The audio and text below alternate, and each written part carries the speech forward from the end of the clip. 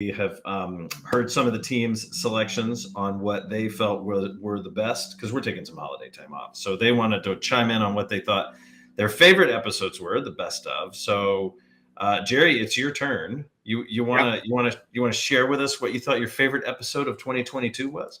Oh, without a doubt. For me, the key one was Roy Baladi. The conversation, I thought, was superb. And actually all the conversations in all these podcasts are really good. The thing about it, though, was Roy himself. He's from Lebanon. He's gone back to Lebanon after the explosion to do what he can, back in his home country. Yeah. But what he's into could be a key segment on CBS Sunday Morning, because it focuses really on doing good. Yeah. His Jobs for Humanity covers areas that no one else covers. I mean, he's got a job board that takes the toughest situations anybody could be in, whether you're in Ukraine or you can't hear, or you have some other kind of disability, or you're emigrating from a tough area that's war torn, from Syria or someplace like that. So to dedicate his time, energy, and talents to trying to make that viable, I think is fascinating, and I think he's done an extraordinary job. I will say, as long as I've known the guy, it's like he's bucking for recruiting sainthood. Yeah, that's kind of the way I see. Every time he does it, I see a little halo over his head, and he's in one of those wonderful robes, and he's just that's Roy to me. He's just always doing good stuff. He talked about prisoners, for example, and having spent time going to prisons to really better understand what he was getting into. You can't pay for that. I mean, it just it's above and beyond is the point. It is. The dude is. I enjoyed the conversation. I'm inspired by it. It's the kind of call out that all of us should listen to on occasion, and then ask ourselves, well, what are we stepping up for? And I think that's important. It really is. Yeah. If we're not doing good stuff, what are we doing? Yeah. So, all right. Well, then let's listen. Let's listen in as we had a quick chat and an interview about 20 minutes long with our friend Roy. Welcome to the CXR channel, our premier podcast for talent acquisition and talent management. Listen in as the CXR community discusses a wide range of topics focused on attracting, engaging, and retaining the best talent. We're glad you're here.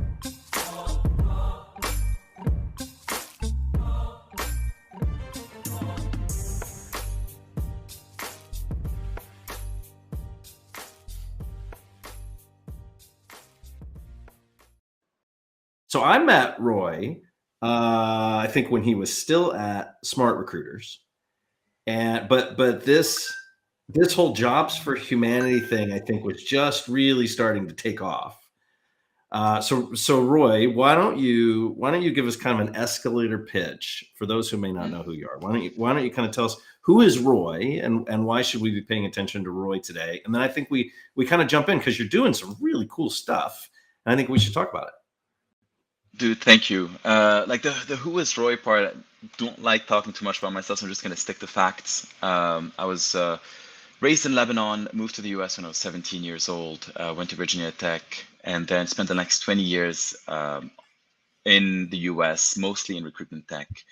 Had a first startup called FreshGrad to help people identify what is the right career path for you based on your natural skills and interests.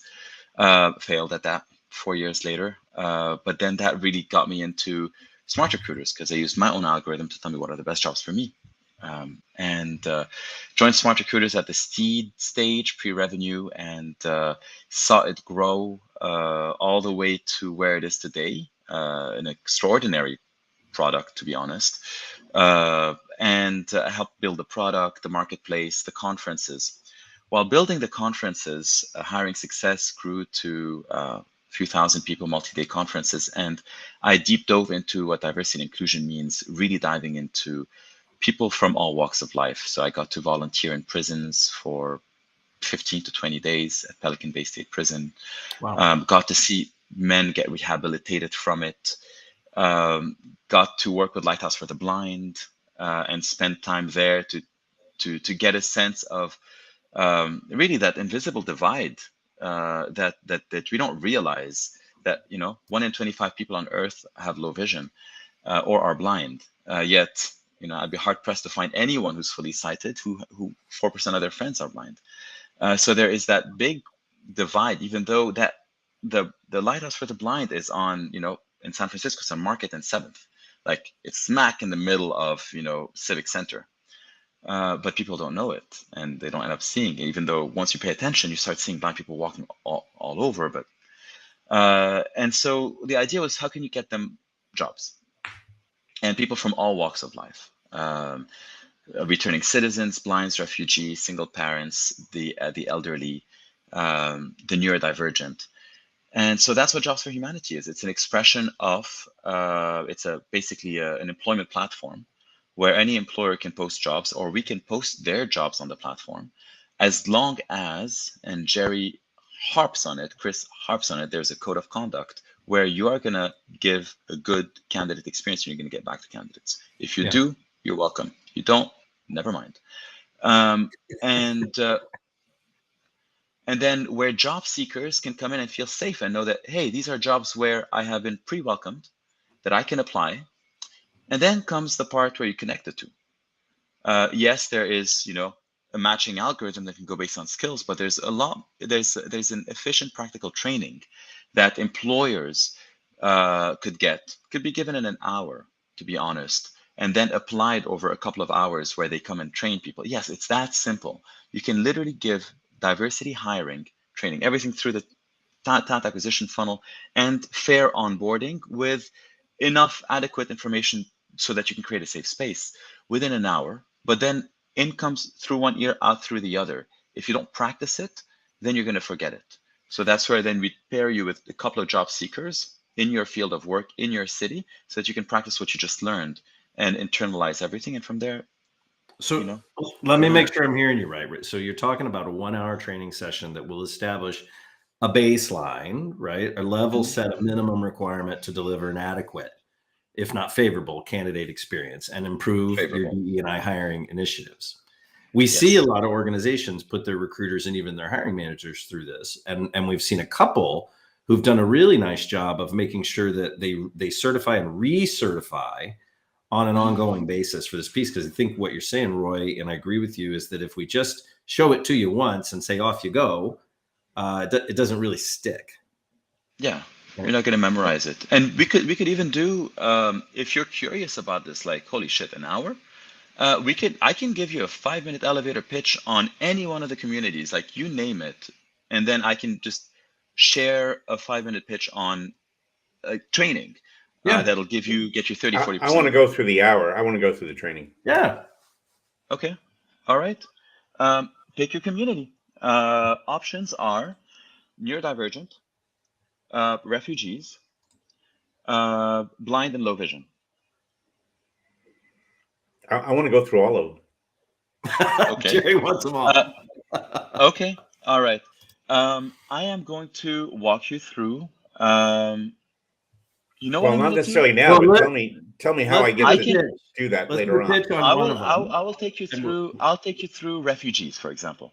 Okay. Just because, or honestly, do you think our audience would be most interested in refugees, blind and low vision, or neurodivergent? Let's do the blind and low vision, because we were talking about that earlier. And then if we've got a link, let's share that and we'll send it out to the watchers and listeners for each of them. And talk a little bit about that. But let's hear the pitch on blind low vision. You got it. I'm going to put it in the private chat so you can share it with everyone. Here's blind and low vision. You can click on it and you can just toggle to any of the other trainings. All right, I'll drop that in the chat while you're giving us the pitch. Okay. All right. Let's start off with. I'm going to try to do this. All right. It's 4:12 my time here in London. I'm going to try to, by the 30-minute mark, in the next 18 minutes, you're going to learn who's considered visually impaired, What are the top 3 challenges they face, and how do you address them? What are the top 3 challenges hiring managers face? How do you address them? What are the best practices during the interview, and how do you offer like a fair interview? How to look for skill and potential during the interview. If you don't hire and you still want to help, how can you do that? And what are the best onboarding best practices? Okay. All right, here goes. Did you know, first of all, who is considered visually impaired? That 285 million people worldwide are visually impaired, among which 40 million are blind. That's about 4% of the world population on 8 billion people. Wow. The unemployment rate in the US, can you guess roughly what it is? Across the board, or just for those that are visually impaired? No, across the board. 3.5%, 4%, something like that. Yeah. Unemployment rate for the blind is 36%. So we're talking about 6 times the national, no, 8, what the, 9 times, almost 10 times the national average. So the 285 million people can be classified into blindness and low vision. Blindness means I cannot see anything. And then low vision means, first of all, it's a spectrum, but generally speaking, its sight is extremely limited. But some of it is, usable. Now, what are the tools that I use in order to be able to see? So, if the assistive technologies I use if I'm blind, it's a screen reader. So it converts digital text into synthesized speech. JAWS and NVDA are the most common ones. So if you've got documents, system tools, check the accessibility on your phone or on your computer, there is text to speech. That is kind of, I would say, more modern than Braille, because Braille is just going to be a bit slower than to be able to have someone, convert a visual format into an auditory format through screen readers. For low vision, you've got magnifiers. So the magnifiers like Zoom Text, Magic, these would then allow you to, if you hit Command plus on your browser, the screen gets larger. Those that don't do that and it gets all wonky, that's not an accessible page. They're very easy to actually get right, because it's the standards are already there to be able to make all your software accessible for the blind or low vision. Get a screen reader to read it, not hard, and being able to magnify it. You do these 2 things, you've included 4% of the world population, where more than a third of them are unemployed. All right, now that we have somewhat of a good sense of what are the who's considered visually impaired, what are the top challenges they face? First of all, one is they have a hard time navigating the built environment. Signs, texts are not accessible. Now let's bring this into your office. One thing you can do is just offer assistance with navigation. Second is they cannot see digital and electronic surfaces, computer screens, mobile devices, or read printed materials. So all you need is just one accessibility expert to come and make sure that printed content is available online. Third is finding jobs is a big challenge for them. And a big part of it is because of the misconceptions. Many companies don't know how to accommodate candidates who are visually impaired or may not be aware of the skills they possess. I'll give you a simple example. If, God forbid, I lost my eyesight tonight and I learn how to use screen readers, by tomorrow, would I not be able to do the exact same jobs or give the exact same talk that I'm giving today? I would. Blind people can do just about the vast majority of jobs, including computer programming, including building presentations and working on Excel, and most jobs can be done by blind individuals. Actually, I have a friend who actually plays blind baseball. There's a thing called blind baseball. That's a whole other story. So how do you address this challenge? Challenge perceptions and assumptions, be willing to be patient, and make the right accommodations for a blind person. Now, what are the top 3 challenges hiring managers face? We touched upon the first one, which is limited knowledge about what a blind and low vision person can perform. I can assure you, and many of them can assure you, that they can do just most jobs inside that people can. So misconception, just myth. Second is knowing how to provide the right accommodation. If you go to askjan.org, So it's a free resource called the Job Accommodation Network. Then you'll be able to find the right accommodations that people need. Then third is, how do you create accessible documents and communications for people with low vision or who are blind? Then it just takes a little extra time to understand how to format for accessibility. But if you try, for example, Microsoft's built-in accessibility checker in their Office products, you'll have everything you need. All right, now that we've covered the top challenges, and you're like, okay, that's not too hard, let's do it. I went on askjan.com, I read through it, I'm good to go. Best practices during the interview. So in person and virtual. So when you're meeting someone in person, identify yourself, speak clearly to the candidate, normal pace and volume. Let the candidate know where you're standing or sitting. If you're going to shake hands, tell them that you're extending your hand. Ask the candidate if they need assistance walking to the interview room. It's okay to ask. It's actually encouraged to ask. If the interview involves completing anything online, let them know in advance so that they can use their own devices and assistive technologies to go through it. And if they have a service animal, the service animal is working. Leave it, let it be. Virtual interviews. Webcam may be part of your process, but be flexible with candidates who are blind and low vision in case the webcam is not on or if they're not centered on the screen. Just tell them to turn it a little bit and they'll be all right. If the interviewer is on camera, just be inclusive and provide an image description of yourself. And if you're sharing slides and content, try to voice over. So describe what you're seeing in real time. Just like right now, I'm opening the jobsforhumanity.com website, went to the training and then clicked on blind. And in here, I'm looking at a video with the text that's basically narrating what I'm telling you. Which is interesting because you may not have had this picture in your mind before I told you that I'm reading something and I'm narrating this to you because you're just seeing me. You're kind of blind to what I'm seeing, right? So the description, as much as it's helped you, when someone can't see permanently, then that's very, very helpful. It just brings a lot of color to everything. Now, when you are interviewing them and you want to look for skill and potential, how do you do that? First things first, don't focus too much on the visual elements of a resume. Content is more important. Screen readers won't always catch spelling mistakes, so it's okay if someone misspells a word like, for example, decorative, they write decorative. Surprise, surprise. That's all right. There are minor errors that could be connected with feedback.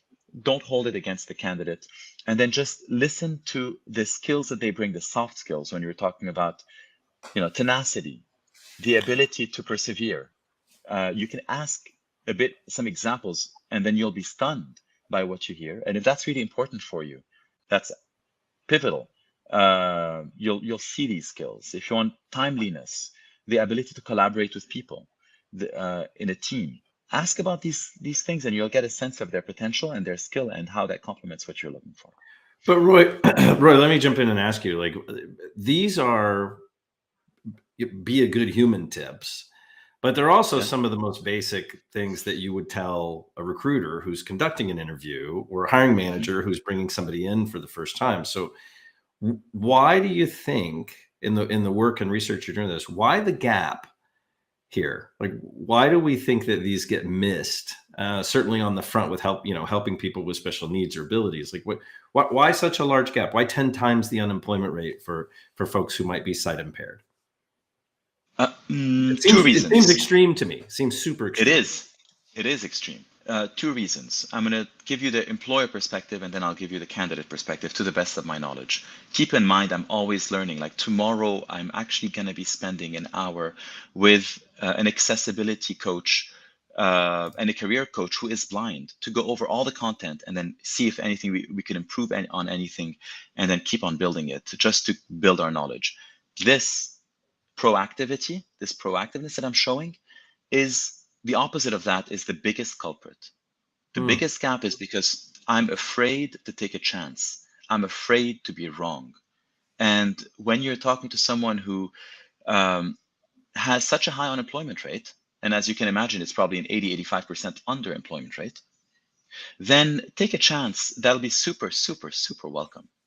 They don't often get people who give them a chance. So if you are listening to this, realize that inactivity is the biggest reason. from your side, because all the training is I just shared it and peer reviewed by the head of learning and accessibility at Spectrum, 70,000 employee company. Thank you, Gerry, through Jen, Tracy. She's introduced me to Stacy, and then also through the career coach I'm going to meet tomorrow, because he saw the content, told me just about right. So that's all you need. And then on the other side, from a candidate's perspective, and this also goes across all communities, not just the blind. What I'm saying is oftentimes when someone doesn't extend a hand to you, you're probably going to try and then stop. At some point, you're going to stop. At some point, you're going to fall behind. At some point, you're going to be with your own group, and the rest of the world is going to be foreign and far from you, because they never learned your language. They never learned to open up to you, and then they're afraid to do that. And then you have this invisible wall for 4% of the population. The tribalism sort of kicks in. Yeah, well, and then we end up sticking with people who are more like us than that are not like us. well, I also add to the fact that we don't train recruiters around this. There's very few companies that do. And as you pointed out, Chris, sometimes it doesn't stick if you just went through it and didn't actually experience doing it. So one of the key issues, and I did some research years ago in terms of where exactly what Roy just talked about, how accessible that information was as a masterclass. And fundamentally, it does not exist in the United States, other than there's a few folks who can do this. But by and large, it costs significant amount of money. So it's a big training cost. I think a series of master classes on the different types of disabilities and how to interview them more effectively, and then certifying, if you will, recruiters that they get a little certificate that they now learn something, would give them a sense of power in terms of that. I agree with you, but I'm going to push back a little bit and say that I think if we can hit recruiters all day long, but unless they're in an organization where the recruiter gets to make the hiring decision, it comes back to the hiring managers. And if we don't train the hiring managers in the business units on how to care for even the baseline accommodations, right? The most entry of accommodations. Or I think what is, and Roy, I'm going to go out on a limb here because I haven't done a lot of homework here, but the concern or fear that productivity will be an issue or cost will be an issue for accommodations, if we don't tackle that, I think we can train recruiters until we're blue in the face, and it's not going to make there's a lot of variables, Chris, and all of them are critical and important. So there's nothing, what you're saying, I agree with 100%, but in part, the choke point starts with the recruiter who is uncomfortable going to a hiring manager. So if the recruiter had more, not only information, confidence, et cetera, and a willingness to step up, we might start moving in the right direction. But it's chicken and egg. I think. I know it's chicken and egg. I know. My favorite story is about 10, 12 years ago. I did a panel with about 5 panelists on disability issues related to this. And one of them from Walmart was the head of one of the recruiting teams, and he was blind, totally blind. And we decided to punk the audience of several hundred recruiters because he gave me the slides first. He was the first of the panelists to give me the slides that he needed. So he also had a little box where little things came up so he could read them as Braille. And he memorized, but he also wrote an entire speech around what he would talk about with respect to the slides. So I gave him a clue as to when I was putting his slides up and when I was changing them. So he looked at the screen and then read from this box that he was hiding, and in an incredibly articulate way gave a tremendous presentation about aspects related to blind from a recruiter point of view. And then the audience was totally clueless. And finally, he mentioned, oh, and by the way, I'm totally blind. So, and and the audience, you could hear them gasping in the room. So, you know, we need different ways, obviously, to be able to overcome a number of these obstacles. But I'm blown away, Roy, that you're doing this kind of work, not just creating a job board for this, but also engaging recruiters in terms of upskilling their capabilities to obviously deal with this. And I think I've got a bunch of ideas around that. But I'll Bring send them you on. some notes. I'm going to send you some notes, Yeah. Roy. I mean, this is at this point my life's work. That's all I'm doing. I launched one of those trainings. The last one we did was with Booking.com. Booking.com's big shout out to Jolie Denboer, who told her team, all right, 21 recruiters joined, got the training. It was specifically for refugees. They really cared about helping Ukrainian refugees find work. So we paired them each with, so we gave them a training, 1 hour training on how to hire refugees. And the nuances are slightly different. Okay, it's not about, you know, blindness and low vision, but it is about, I think that this person is lesser than, because I have a stigma there, because their English is probably not as good as mine. I look at their resumes formatted differently, so I'm going to think lesser of them. The certifications I don't recognize. They don't have a network. I'm not sure about the legality of being able to hire them. Sure. These are the things that trip you, and they're not hard to fix.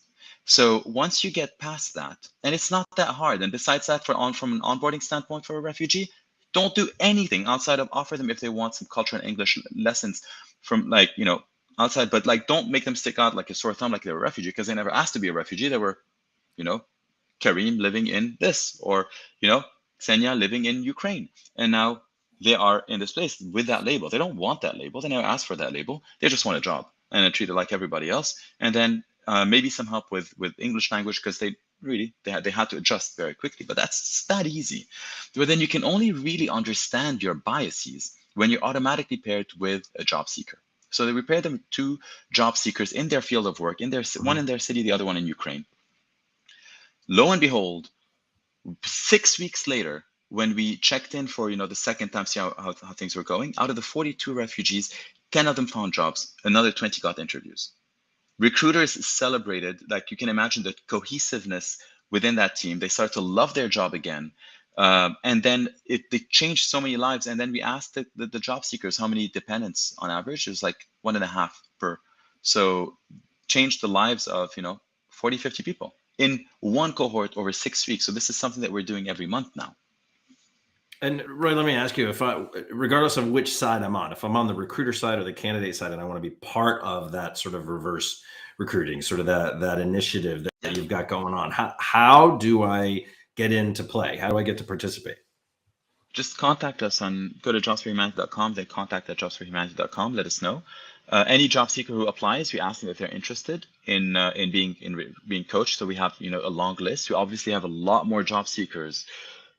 Actually, I was thinking of 70,000, but closing in on 100,000 by the end of this year, and then recruiters. So specifically for recruiters, if you're interested, you know, if you feel like you enjoy diversity and inclusion, and that's an important topic, but you don't feel like you've got the skills yet, we can upskill you and pair you, and then you'll learn those skills within 5-6 weeks.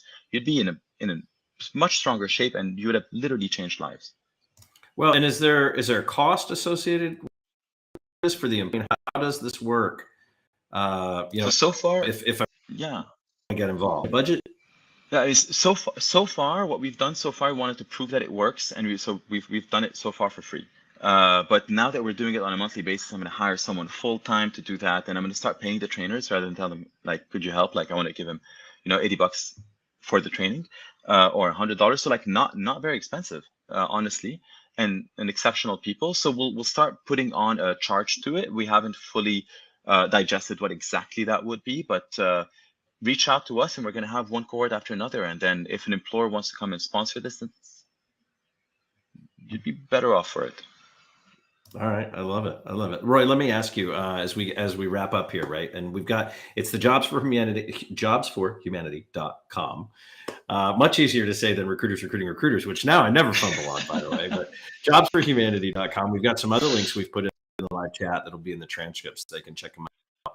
But let me ask Roy, ask everybody this before we say goodbye and depart on the show. If you were going to write a book about this topic, about the work that you're doing today, Roy, what would you title the book? Wow.